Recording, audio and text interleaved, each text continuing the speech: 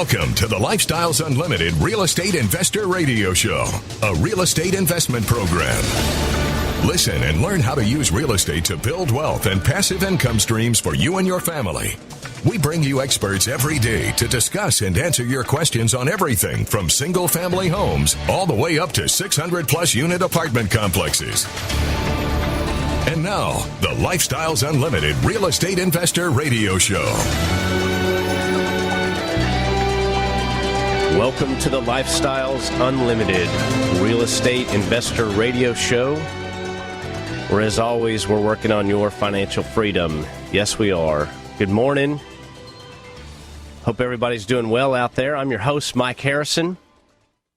I have a great show planned for you today. You're going to want to stay with us for the entire hour. I do have a guest on this morning to again bring you that perspective from a different voice, right? And if you miss any part of this show, you can always pick us up on your favorite podcast app. Just dial in the Lifestyles Unlimited Real Estate Investor Radio Show. YouTube, we have our own website, Lifestyles Unlimited. We have our own channel within YouTube. And then our website, the Lifestyles Unlimited website. You can click on the radio button. And, boy, I was looking at that the other day. They have shows going back 8 or 9 years, I think. You got to scroll through quite a bit. But you get to hear the voice many different ways and in many different times. Let me ask you a question this morning, and this is for you listeners, and I get the emails that truly believe real estate investing is difficult or takes an incredible amount of time. But how many of you listening to me right now believe that real estate investing is a time killer? Essentially, how many of you believe real estate investing is a second job and will devour whatever free time you have? Well, my friends, the truth is actually 180 degrees opposite, and I want you to see and understand that truth this morning. My guest has been investing in real estate for the last few years, and in a short amount of time has truly carved out a lifestyle and a legacy for himself and his family, and I know you'll enjoy his story. So, Chris, good morning. Welcome to the show. Thank you for coming on this morning. Mike, it's a pleasure to be here with you. Excellent. I've wanted to have you on the show since I've been doing this almost 2 years, and we never got around to it, so I really appreciate you taking the time. Chris, why don't you just give our listeners a little bit of background about yourself? I grew up in the Midwest, and then I did a little church missionary trip. I was gone for 2 years in Argentina and Buenos Aires, and came home and decided that I was going to go to college, get a good job. But when I was in college, I found real estate and studied up on it for 7 or 8 years. Man, I was a good student on it, but I never did anything. Then I found Lifestyles Unlimited, on one of the radio shows. Yeah, and okay. I came in, became a student, and didn't do anything from 2011 to 2014. Life got in the way, things came up, and once my wife and I decided life wasn't going to get in the way anymore, we became challenge members within Lifestyles, and within 2.5 years, I walked away from my corporate job because of real estate. Outstanding. So it took you a while to get there, but once you started, it seemed things went fairly rapid in a short amount of time. It did. It went quick once I got my mind right, and once I got some education and mentoring. Having that accountability partner really pushed us over the edge and got us to where we needed to be. Life threw us some curveballs along the way and really pushed us forward. One of the radio hosts in the past used to say, once you figure out your why, the how becomes easy. And, man, I'm living proof of that. Yeah, that's a good point. What do you think that lever was that pushed you to purchase that first property, the biggest lever, I guess? When I say life got in the way, my wife got sick. And one of the biggest problems I had with corporate America at that point when she was sick is that I had to ask for time off to go to surgery or doctor's appointments or treatments or whatever. And that ate at me that, here I am in my early 30s, and I had to ask for time off to be with my family. And that's really what pushed us over the edge and made us go forward and say, okay, we're going to find a different way of income that we can manage, and hopefully more passive than what I was doing. I was corporate manager. I was doing 60, 70 hours a week plus an hour commute each way, 5 days a week, sometimes 6. So that was it. Yeah, corporate America, they put on a good face when you go to them with a family issue or something along those lines, but they don't like it. I've had to ask for time off when my son was born. I remember that. And actually my second daughter as well. So, oh, you're having a kid? I mean, I know legally we have to give you time off. I mean, they don't say it like that, but right. You get the kind of the cold shoulder, especially if you're middle management and you're running a lot of things for them. So corporate America pushed you in. Your wife really became ill, and was that a driver that just you needed to create more passive income? Was that what the strategy or the thought was? The thought was we needed to find something in case anything like that would ever happen again. So right. I wasn't put in that situation where I had to ask for time off, or for heaven's sakes, they could tell me no.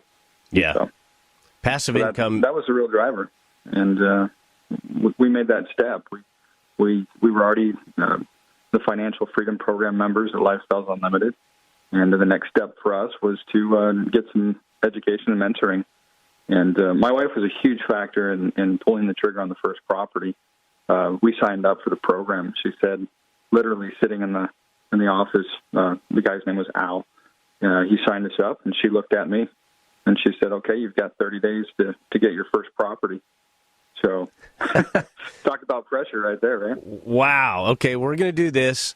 You have 30 days. Yep. I like it. Good for her, and I'm sure you're happy that she pushed you in that direction. Oh yeah. And by the way, 27 days later, we signed our first contract. Outstanding. So, with 3 days to spare. That's right. No wasted time. Well, they're pushing us out on a break. We'll come back. We're talking with Chris Wyatt, real estate investing. Once you figure out the why, the how is easy. My name is Mike Harrison. This is the Lifestyles Unlimited Real Estate Investor Radio Show.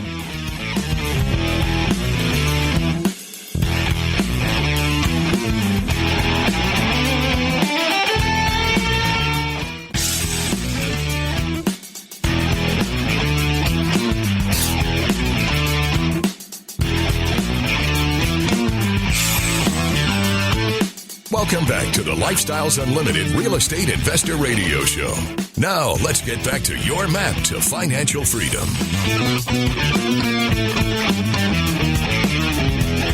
Good morning. Welcome back to the show. My name is Mike Harrison. This is the Lifestyles Unlimited Real Estate Investor Radio Show. If you have any questions or comments, give us a call. Phone lines are open. Our number is 855-497-4335, 855-497-4335. We'd love to hear from you. Or as always, send me an email. AskMike@luinc.com. AskMike@luinc.com. I do respond personally to each and every email I get. So, Chris, what is your portfolio today from real estate investing? What do you own now? Currently, we have single-family homes. We got 2 single-family homes in the Houston area. One's in Houston, one's in Conroe. We've got 2 in the Dallas Metroplex, one in Cedar Hill, one in Duncanville, and then we've got 2 up in Denison. We have a 16-unit community in Denison, and we are what we call passive investors in the Central Texas and South Texas area. And also, we have one passive investment here in the Dallas area. Wow, outstanding. So 8 houses, right? Single-family houses, yeah. We've got 6 right now. We've got okay. 6. We turned over our portfolio in 2020. Okay. Sold almost everything off except for 4, but also continued to buy. Okay, very similar to what I've done. I got up to quite a few houses and then pared them down so that I can go passive. Now, I haven't done the 16-unit apartment investing. I'd like to get to that point, and I will, but right now I'm focusing. I really want to grow my passive. I'd like to get to 15 to 20 passive deals. So we continue to focus on that. So what was the most on the single-family homes that you owned at any one time? I think we had 11 at once. Okay. How'd you... And then go ahead. We've just been selling them off. Okay, yeah. It makes sense. There's a point to where your, I guess, cash-on-cash return over time decreases as your equity increases, and it makes sense to either refinance or move those houses. So you've got to churn those dollars, right? Kind of get them out of there and move them into something else so that they're constantly working for you. How did you find the majority of your houses? In a short amount of time, you were able to build up quite a portfolio of homes. Yeah, so the first 9 houses that we ever bought as investments, we bought them through Lifestyles Unlimited Realty. So we had an investment specialist, real estate agent that went out, found the deals, brought them back to us, analyzed, then we did our own due diligence, our own analysis on them, and went forward with the purchase. I've since then branched out a bit more, gone into some tertiary markets, north of Dallas, and have worked with wholesalers, or even the last 2 I've bought have been right off the MLS or Zillow as listed by owners. So I'm kind of a mixed bag right now. Well, and I want the listener to understand, once the word gets out that you're a buyer of real estate, the deals will come across your desk from all sorts of sources. It's pretty amazing how that happens in such a short amount of time. But I was telling realtors, hey, I'm a buyer, and pretty soon you've got 5, 10, 15 realtors that as they come across a deal in a certain area, they'll send it to you. Then you have the lifestyles, the blasts that come out, and then you get on wholesaler list, and you can easily look at dozens of deals each week. Is that what you're seeing weekly? Oh yeah, I see dozens of deals a day. I'll analyze a bunch when I'm doing my acquisitions. I've kind of slowed my acquisition just a little bit right now. I got a bunch of irons in the fire. Right. But you're absolutely right. The more you talk about it, the more you let people know, and the more consistency you have in reaching out to those agents or wholesalers or even owners, the more property you're going to have an opportunity to buy. And it's not a one-time deal. I teach at Lifestyles Unlimited as well. So I get people to come back and say, well, I reached out to the agent. I'm like, well, you've got siblings. You know what it's like to be annoying. Go be a little bit annoying. Pester them. Make sure you're sending emails or text every single day or every other day saying, hey, I've got money. I want to buy. I want to close on something. I'll do it. And that's what's going to get you over that threshold. Yeah. They want to know that you're serious, and if you're constantly in their ear, they'll find something and they'll call you that out as soon as they find it. They want to move it as well. Oh, yeah. So if you're fresh on their mind, right? They're gonna, and they know you're a buyer and they know you're serious. They're gonna send you a deal. Mm-hmm. Absolutely. Especially if they understand your criteria for what you're looking for. And speaking of that, what do you look for in a home that you purchase or potential purchase?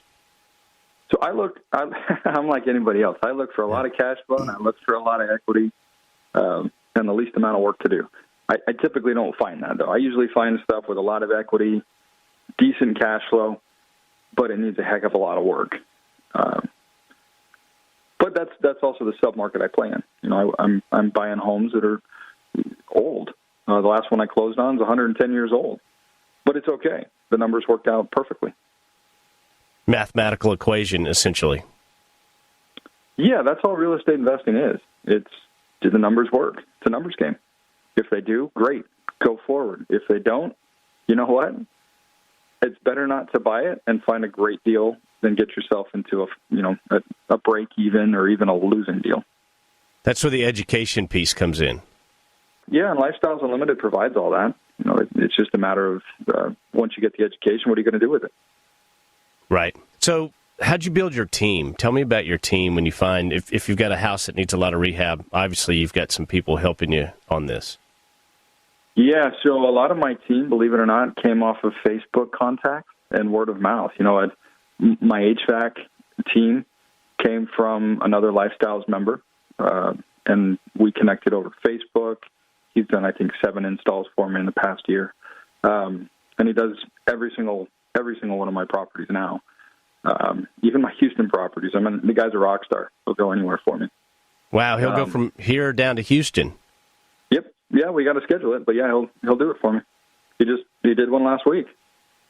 That's great. That's the kind of vendors that we have in this community. I love hearing stuff like that. And speaking of AC guys, I have my AC guy. And as you're buying these houses, it's funny, but you'll buy 8 or 10 ACs in a short amount of time, because that's typically, you get these older homes, it's one of the first things that goes out on these old properties, and they need some love, and people just don't, they'll have a 15-year AC in it, but we realize that. Yep. Well, they're pushing us out. We'll be right back after a short break. My name is Mike Harrison. I'm talking to Chris Wyatt, Real Estate Investing. We'll be right back with the Lifestyles Unlimited Real Estate Investor Radio Show.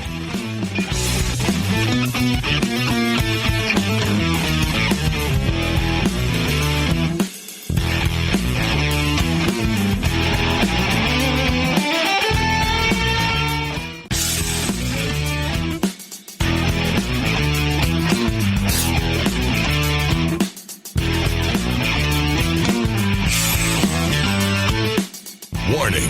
Listening to the Lifestyles Unlimited Real Estate Investor Radio Show will change your life. We will teach you how to create wealth and passive income so you can be financially free. And now, back to your host. Welcome back to the show. I'm your host, Mike Harrison. Good morning. I'm happy to be with you. I want to thank you for tuning in. We're talking real estate with Chris Wyatt, who's done just about a little bit of everything. And as far as we're concerned, in investing in both apartments, single-family homes. And if you have any questions, our number is 855-497-4335, 855-497-4335. Or as always, you can shoot me an email, askmike@luinc.com. Chris, tell me about the first expo you attended. Must have been 2017, early 2017, that I attended my first expo. I think along with everybody else, I was still working a full-time job. I was looking to expand my lead investor list and also get into some live education, network with a bunch of other people. So my wife and I drove down. It's kind of turned into an annual event for us. My wife loves it. Yeah. We've got 4 kids, so it's like a little honeymoon all over again. Little mini vacation. We do Right. the same. The first one, I had to take time off from, again, corporate America, and went by myself. But, of course, the last couple of years, my wife and I go. We enjoy it. 3-4 days in Houston. It's always pretty warm. I mean, it's amazing how much warmer it is down there than it is here in Dallas-Fort Worth. But the weather's been great. And I love the multifamily Masters Tour, where you ride on the bus and go see the apartment communities and what the lead investors have done. I love that. I think that's probably my favorite part of the expo, typically, are those Masters tours. So, yeah. Chris, speaking of apartment communities, you went lead and purchased your first apartment community, a 16-unit. I guess tell me about the why. What drove you to that point? So when I joined Lifestyles Unlimited, Del Walmsley was still teaching in Dallas, and he came up and he put a real compelling case together for, wanting to be a lead investor and wanting to go out and have apartment communities and take, at that time it was dilapidated communities or, that had been rough around the edges and making them beautiful, livable workforce living again. And that sounded like something that I had been doing in my corporate job. I was taking departments and turning them around and making them functional and operable and thriving again. So I figured, hey, if I can do it in corporate America, I can do it for myself and help other people have that benefit as well.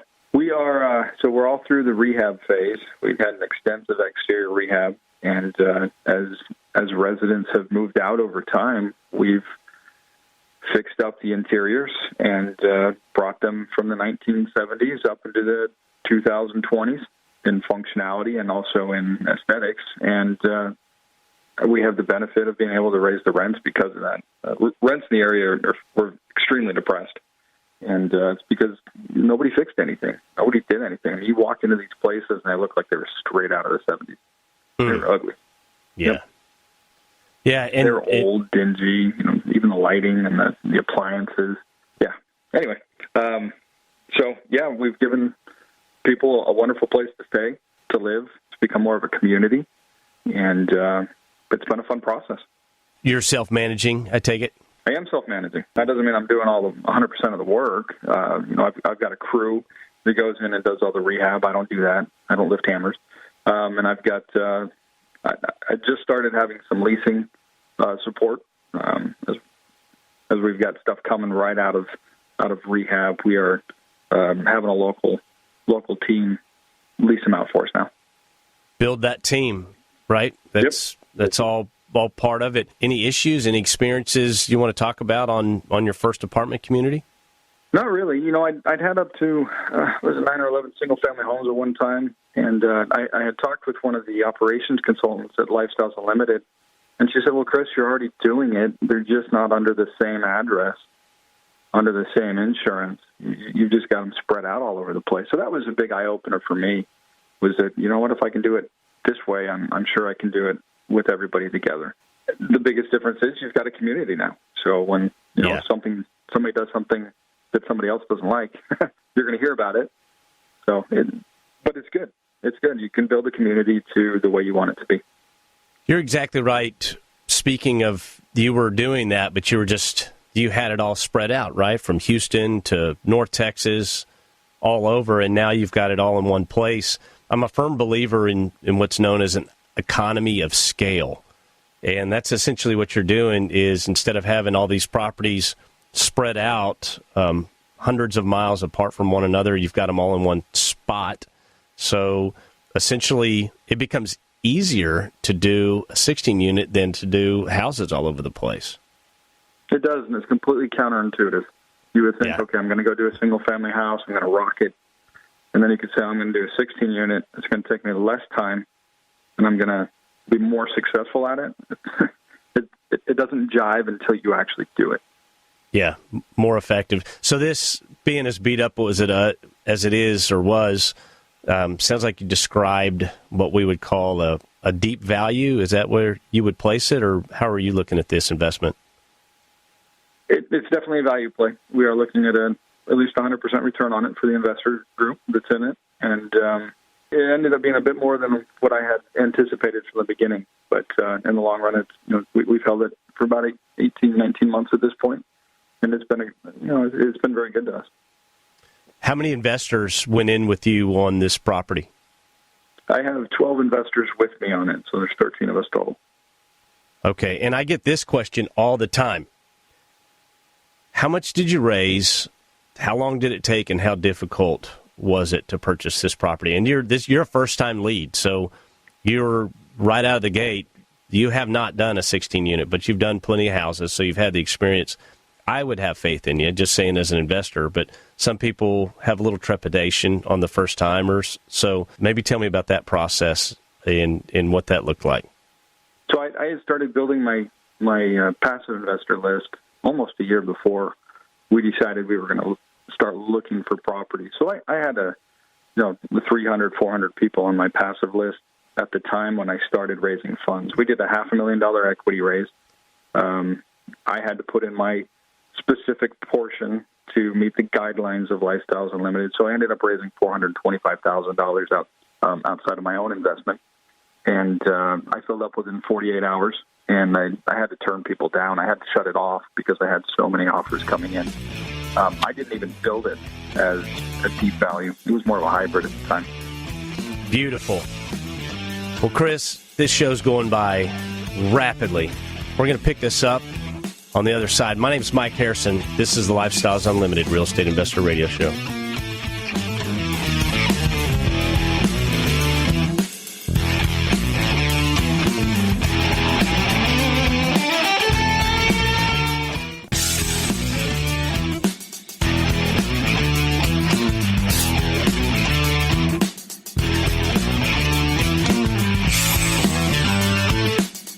Welcome back to the Lifestyles Unlimited Real Estate Investor Radio Show.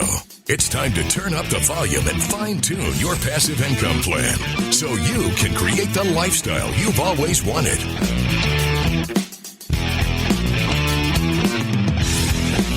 Welcome back to the show. My name's Mike Harrison. Thanks for tuning in. We're talking real estate investing with Chris Wyatt, and Chris is a single-family mentor with Lifestyles Unlimited in the Dallas-Fort Worth area. In a very short amount of time, Chris has built quite a portfolio, quite a track history on investing. And Chris, we were just kind of getting to the meat of this 16-unit apartment community that you purchased and rehabbed when we were pushed out on the break. Let's continue talking about that capital raise, what that looked like. You said you were able to raise over $400,000 in only 48 hours? Yep. Yeah, that's correct. It was really quick, and I had to turn people away that wanted in on this deal. But when it's full, it's full. And I even overcapitalized a bit on it. But yeah, that's tough, and I'm not always able to get into every deal I want to get into. These things fill up so rapidly. It's incredible the amount of money that lead investors can raise to go in. When the investment makes sense, right? You're sending out a quick analysis, and you're able to look at it, and if it makes logical sense, why wouldn't you want to put your money in a deal that's going to return 100% plus, right? Yeah, 100% plus, and you get all the other benefits of it. Tax incentives, depreciation, all that stuff on top of it. Tax-free. What was your lowest investor that you took? Our lowest investor was $10,000. Good for you. That's excellent. And I try to tell people, because people say, oh, well, if you're going to invest in an apartment community, I need $100,000, $200,000, $400,000 to do so. And that's not the case. All of our leads typically make room for somebody with only $10,000 or $25,000. Yeah, we do. And, I started out small, and I didn't think I could get in them. So we went the single-family route first. Yeah. But, I have a lot of faith in people that want to say, I don't have a lot of money. I've got the education. I like you as a lead. You're a great jockey. It looks like you've got an awesome horse here. I want to hop on and ride it with you, but I've got a limited amount of funds. We can definitely make room for those folks. So it doesn't matter how much you've got. I'd take $5,000, to be honest with you, if that person really believed in me. I love our community that we have at Lifestyles Unlimited, and how, yes, we want to include everybody. Please come in. But we have room for you. Do what we do. Join with us. Celebrate with us. Create double-digit, triple-digit returns with us, right? It's the pie. There's enough, more than enough for everybody. Yep. And the great part is, we make 100% return on it. The people that put in $10,000, they get their $20,000 back. The people that put in $50,000, they get $100,000 back. It's not stair-stepped or anything like that that's funky like you might see out in the open market. That return is that return based on what you put in. Yes, Dale Walmsley is very, very protective of the passive investor, the way everything's set up with the white paper, and that's what makes our organization so much different than some of these other. I mean, you can get online, right? You can find lead investors. At least we call them lead internally at Lifestyles, but they're called syndicators, and you can get online and see deals all over the place, but they're not following a white paper set up by Dale Walmsley and Lifestyles Unlimited. No, they're not. And I've looked at some of them, and they might give you a bunch of your money back, but not all of it, or they might give you 100% return, and then you're bought out.